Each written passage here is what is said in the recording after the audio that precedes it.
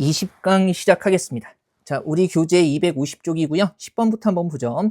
기억 디귿에 들어갈 단어로 가장 적절한 거. 이런 문제를 보면 되게 비슷하게 들어갈 수 있는 단어들이 많아요. 그죠? 많은데 확실하게 이럴 때는 표지가 주어지기 마련이거든요. 그리고 특히 표지는 디귿 쪽에서 주어지는 경우가 많습니다. 다만 이제 하나하나 살펴보기는 하죠. 자, 1번에 건실 같은 경우에 그죠? 애국가 1절에 가사는 이미 건실하게. 우리 건실이요. 생각이나 태도가 건전하고 착실하다는 거. 그러니까 생각이나 태도에 쓰이기 때문에 기억의 맥락에서는 건실 쓰일 수 없고요. 그다음에 견고 같은 경우에 굳고 단단하다 이런 의미고요.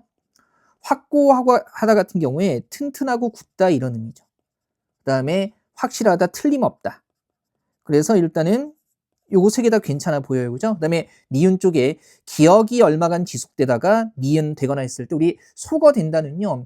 글이나 그림 같은 것을 지워 없애거나 수학에서 쓰이는 용어예요. 그래서 요거 안 되고요. 그죠? 그다음에 소실, 사라져 없어진다. 소멸도 비슷하죠? 사라져 없어진다. 그래서 이건 다 쓰일 수 있고요. 소진도 적절하진 않아요. 소진이 점점 줄다가 없어진다 아니면 써서 없앤다는 얘기인데 그죠? 기억을 써서 없앤다는 건 좀 이상하죠. 그래서 소실이나 소멸 들어가는 게 적절하고요. 디귿에서 확실한 표지가 잡히는데 곤욕 같은 경우는 디귿에 그죠? 보니까 인사를 나눈 바 있는 거래처 직원의 이름을 기억해내지 못해서 당황스럽다는 맥락인데 곤욕은 욕이 들어가잖아요. 이거 심한 모욕을 뜻하는 거고요. 그다음에 홍곤하다 같은 경우는 정신이 흐릿하고 고달프다는 뜻입니다. 그다음에 곤혹스러운 했을 때 곤란한 일을 당해서 어찌할 바를 모른다 해가지고 얘가 당황스럽다는 얘기죠. 그래서 요거 들어갈 수 있을 거고요. 그다음에 혼란 같은 경우는 뒤죽박죽에 대해서 어지럽고 질서가 없다는 뜻입니다. 그래서 디귿 같은 데서 상당히 명확하게 표지가 드러나죠. 정답은 3번 이렇게 될 거고요. 자, 11번 문제 까다롭습니다. 요거 난도 상이고요. 의외로. 지금 보니까 이렇게 된 터예라고 했을 때 이렇게 된 처지, 형편 이런 거 뜻하는 거고요. 그다음에 보기 어려운 거 그랬으니까 처지나 형편의 의미가 아닌 건 1번이겠죠. 첫 출근 날이라 힘들었을 터인이라고 했을 때 이거는 힘들었을 것 같다는 추측을 나타내는 겁니다. 보통 이 터라는 의존 명사가 을이나 리을 같은 관형사형 어미 뒤에 올 때는 예정이나 추측이나 의지를 뜻하는 말로 쓰이고요. 다만 이제 여기에서는 추측 의미로 쓰였겠죠. 그 다음에 이 터라는 게 여기 나와 있는 니은이라든가 느리라든가 은이라든가 그죠? 그래서 니은, 는, 던 이런 관형사형 어미 뒤에 쓰이면 처지나 형편을 나타내는 의미로 쓰입니다. 요거는 참고 삼아 요거 하나 정도 그냥 체크해 두시면 좋을 것 같아요. 그래서 문맥적인 의미도 의미지만 문장에 쓰이는 형태로 충분히 구별이 가능하다는 거. 그래서 요거 알아두시고요. 자, 그다음에 12번 한번 가보죠. 어휘 쓰임이 적절하지 않은 건데 1번에 이 숲에서 자생하던 희귀 식물들의 개체수가 줄었다 그래서 자생은 저절로 나서 자라다라는 거니까 문제 없고요. 그 다음에 2번에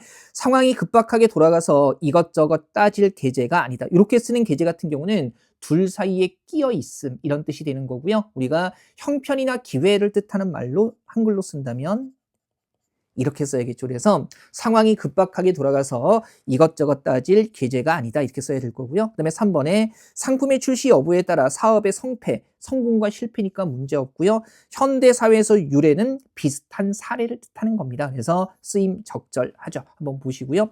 요거 다 구별하세요. 계제, 끼어 있음. 그죠? 그 다음에 우리 이번 강좌에서 봤던 거 이렇게 쓰는 어휘로 쓰는 계제 같은 경우는 이거는 글, 그림 따위를 신문이나 잡지에 싣는 거. 이렇게 쓰는 계제 같은 경우는 형편이나 기회를 뜻하는 겁니다. 참고 삼아 요거 세 개 다 알아두시면 될 거고요. 13번 보시면 단어의 쓰임이 옳은 거 해가지고요. 그러니까 예전에 시험에 자주 나왔던 이런 어휘들은요, 그죠? 다 존재하는 어휘인데 문맥 따라 정확히 써야 되는 거거든요. 이런 것들은 그 공공언어 바로 쓰기에 응용될 수도 있습니다. 너무 확장하지 마시고 문제 통해서 좀 정돈해 두시죠. 자, 진달래가 한참이다 그랬을 때 이거는 한참 이렇게 쓰는 건 오래, 긴 시간 이런 뜻이고요.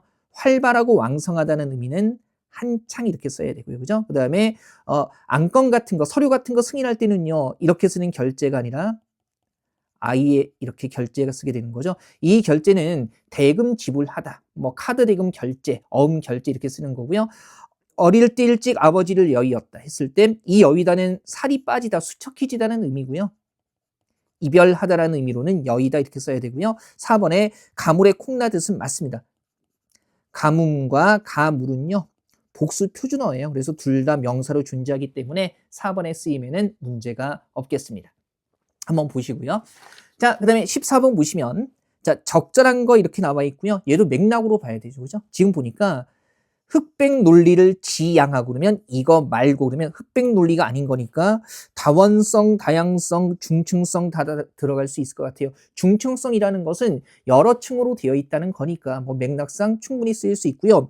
융합이라는 것은 서로 다른 요소가 결합해서 제3의 새로운 것으로 탄생하는 거니까 이 흑백 논리와 대립되는 개념으로 볼 수는 없어요. 그죠? 그 다음에 니은 쪽에 나아가 인간에게 내재된 본성 같은 게 실제로 있긴 한 것인지 근본적인 의문, 회의, 뭐 질문 다 괜찮죠? 반문은 되받아 묻는다는 거니까 이 맥락에서는 적절하지 않아요. 회의는 의심하는 거죠. 그 다음에 디귿 쪽에 자, 그 가운데에는 지혜의 원천으로서 인류의 삶에 훌륭한 전범, 모범이란 얘기예요. 그 다음에 지침, 방향, 모범 괜찮고요.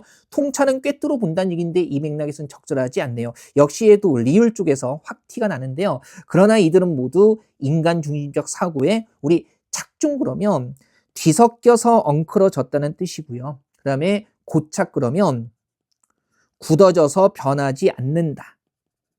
이런 뜻이고요. 연루라는 것은 남이 저지른 범죄에 연루된다는 거니까, 그죠? 남이 저지른 범죄에 연관된다는 거니까 적절하지 않고요. 편향은 한쪽으로 치우쳤다는 건데, 물론 맥락상 들어갈 수 있을 것 같긴 하지만 이거 세 개가 안 되기 때문에 그래서 기역, 미은, 디귿, 리을을 다 고려한다면 2번이 적절하겠습니다.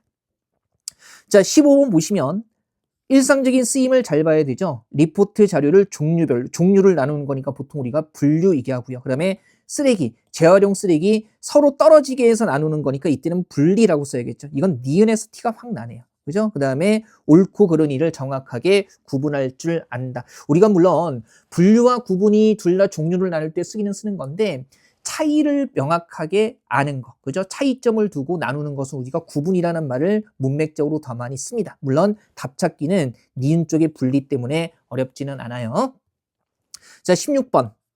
잘못된 건데요. 자, 다 맞고요. 4번에 목도하다 같은 경우는 눈 감다가 아니라 얘는 목도하다. 눈으로 직접 보다.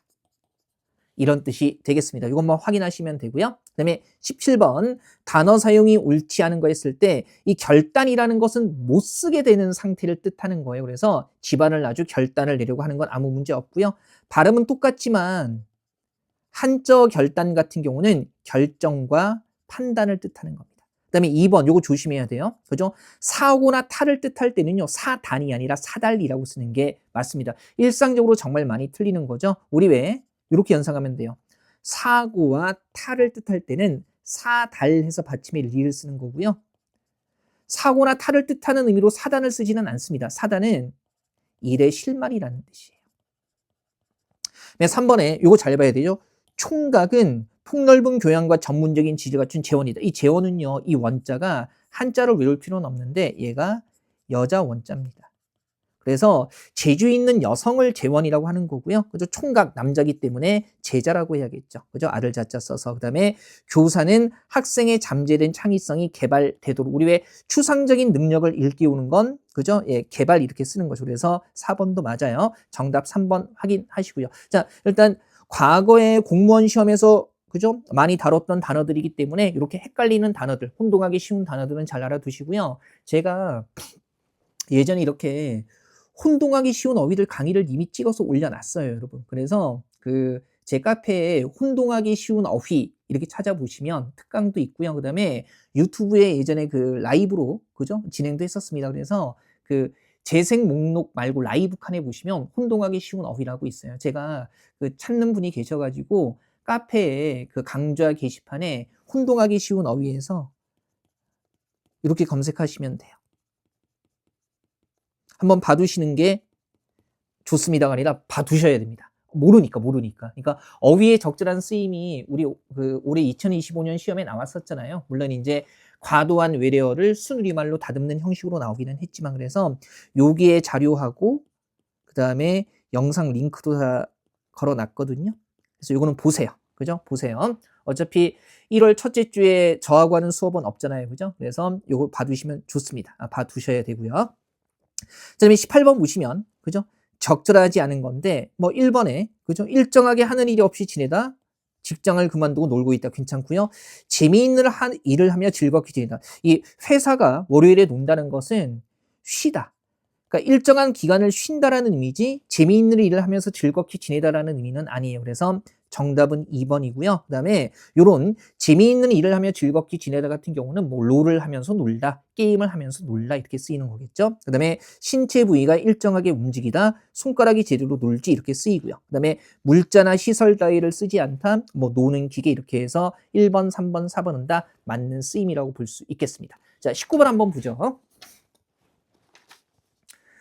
자, 보시면요. 밑줄 친 부분의 의미와 가장 가까운 것은 이렇게 나와 있고요. 자, 1번 보니까 회출이 맞은 자리라고 했을 때 이거 흔적 얘기하는 거죠. 그래서 흔적 뭡니까? 2번이죠. 우리 이때 자리는 정확히 사람의 몸이나 물건이 어떤 변화를 겪고 난 후에 흔적 같은 거 얘기하는 건데 찾기 어렵지는 않았을 거고요. 1번의 높은 자리 같은 경우는 지위 얘기하는 거겠죠. 적성에 맞는 자리는 일자리 같은 걸 거고요. 책상을 들여놓을 자리는 말 그대로의 물리적인 공간을 뜻하는 거겠죠. 자, 그다음에 20번 보시면요. 가까운 의미로 쓰인 거. 은밀하게 벌어지는 일 그랬으니까 이때는 뭐가 되는 거예요? 어떤 일이 일어나거나. 그죠? 일어나는 일 이렇게 바꿀 수 있을 거고요. 그러면 2번이겠죠. 찬반 논쟁이 벌어지다가 어떤 일이 일어나거나 진행되다라는 의미일 거고요. 그다음에 1번에 사이가 벌어지다 그랬을 때는 소원해지다. 그러니까 사람들 관계 면에서 그죠? 이런 관계에 틈이 생기다. 그다음에 실력 차이가 벌어지다는 차이가 커진다는 얘기일 거고요. 4번에 떡 벌어진 술상 그러면 음식 같은 것들을 번듯하게 차리다 이런 의미겠죠. 음식 같은 것들을 번듯하게 차리다 해가지고요. 정답 확인하시고요. 괜찮죠? 자, 우리 마지막 회입니다. 15회에는 문제가 6개밖에는 없어요. 256쪽에 1번 한번 보시죠. 자, 풀어 쓴 것으로 바르지 않은 거 이렇게 나와 있고요. 자, 보시면 아이고. 보시면 다시 할게요. 예.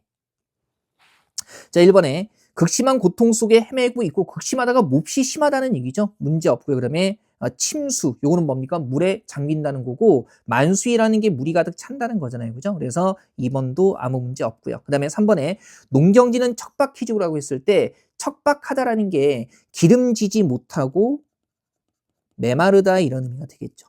그래서 크기와는 관련이 없습니다. 정답 3번이고요. 그 다음에 4번에 공도상, 공도가 길이죠 뭐. 그 다음에 무단 적치물, 적치물이 쌓아둔 물건이잖아요. 그래서 무단 적치물 언금 그러면 공도, 길이에 무단, 허락 없이 적치물, 물건 쌓아두지 엄금 말라는 의미해가지고요. 4번도 아무 문제 없겠습니다. 한번 보시고요. 펜 색깔 좀 바꿀게요. 자, 그다음에 2번 보시면 의미가 가장 가까운 거 이렇게 얘기하고 있고요. 자, 정서가 배어 있다. 이 정서니까 느낌이나 생각 같은 게 남아있다는 뜻 아니겠어요? 그래서 같은 의미로 쓰이는 거, 애정 같은 것도 느낌이나 생각, 사람의 심리적인 범주니까 4번일 거고요. 1번에 욕이 입에 배어 같은 경우는 버릇이 돼서 익숙해지다. 그다음에 속이 배서 큰 인물이 못 된다 그러면 속 좁다는 얘기 있네요. 그다음에 전내가 배어 있다, 냄새가 스며들어 있다 이런 얘기겠죠. 그죠? 한번 보시고요.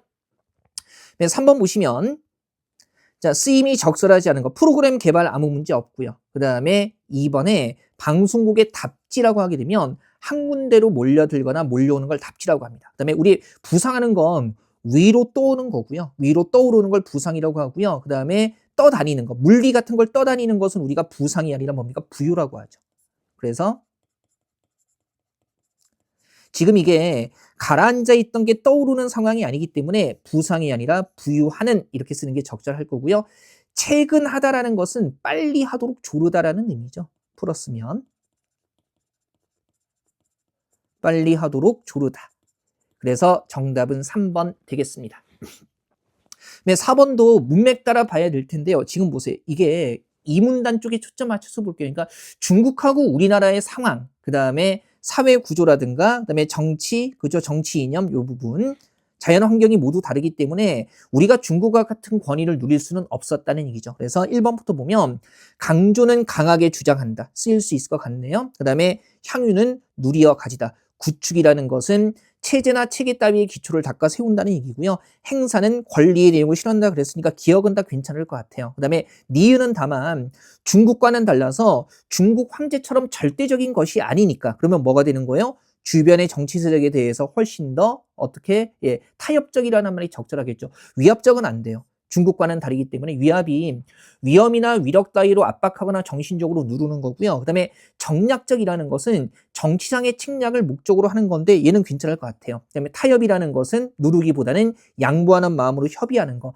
당파적이라는 것은 자신이 속한 당파를 무조건 편들거나 아니면 한 덩어리가 되지 않고 파로 갈리는 건데 이 맥락에 적절하지는 않습니다. 그죠? 자, 2번, 3번 후보군이 나오고요. 그다음에 한국 각자의 여러 가지가 달라서 그래서 각자의 요구되는 바 필요에 따라서 그죠? 다른 문화를 발전시켜 왔다는 거고 여기서 능력이 될 수는 없어요. 왜냐하면 이 내용 보면 이렇게 나와 있죠. 큰 것이 선천적으로 잘나서도 아니고 작은 것이 못나서도 아니다 그러면 결국에 능력, 감당해낼 수 있는 힘의 차이 때문은 아니라는 것이기 때문에 디귿에는 필요가 들어가는 게 적절합니다. 나머지 뜻 한번 보면 전망은 앞을 내다보는 거고요. 그다음에 권고는 어떤 일을 하도록 권하는 것 뜻하는 건데 뭐 이 맥락은 또 적절하지 않습니다. 전체 문맥으로 보시면 되죠.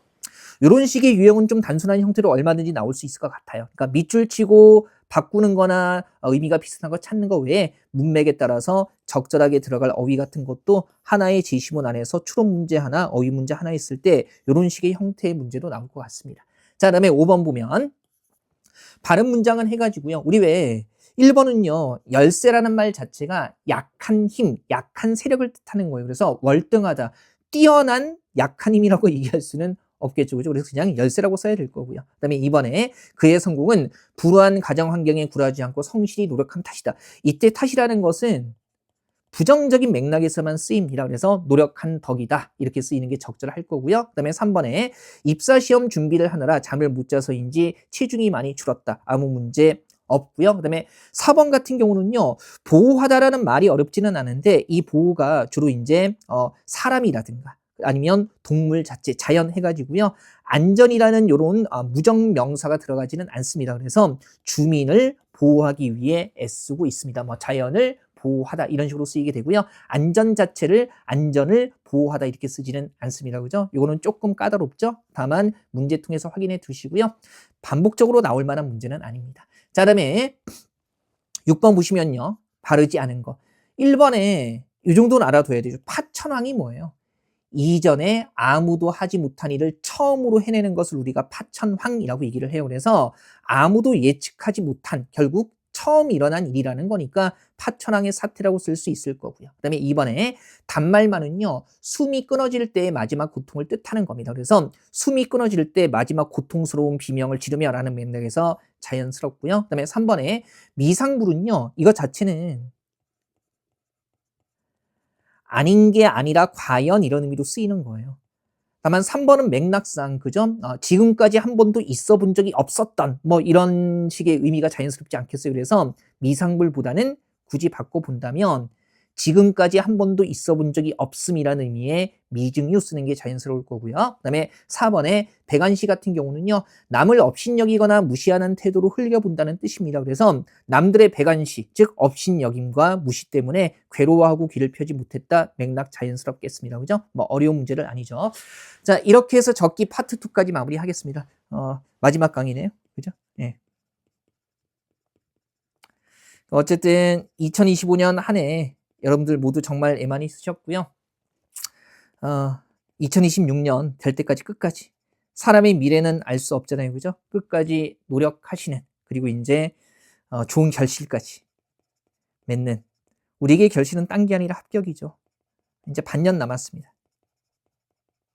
그래서 꼭 결실 맺는 한 해가 되시기를 간절히 바라고 또 바라겠습니다. 그동안 따라와 주셔서 또 믿고 이해해 주시고 기다려 주셔서 또 강의 잘한다고 칭찬해 주셔서 제 능력에 비해서 과분한 대우를 받은 것 같아요. 정말 감사드리고요. 그, 여러분들 모두 존경한다는 말씀 또 한번 드립니다. 자, 적기 파트 2 강의 마치겠습니다.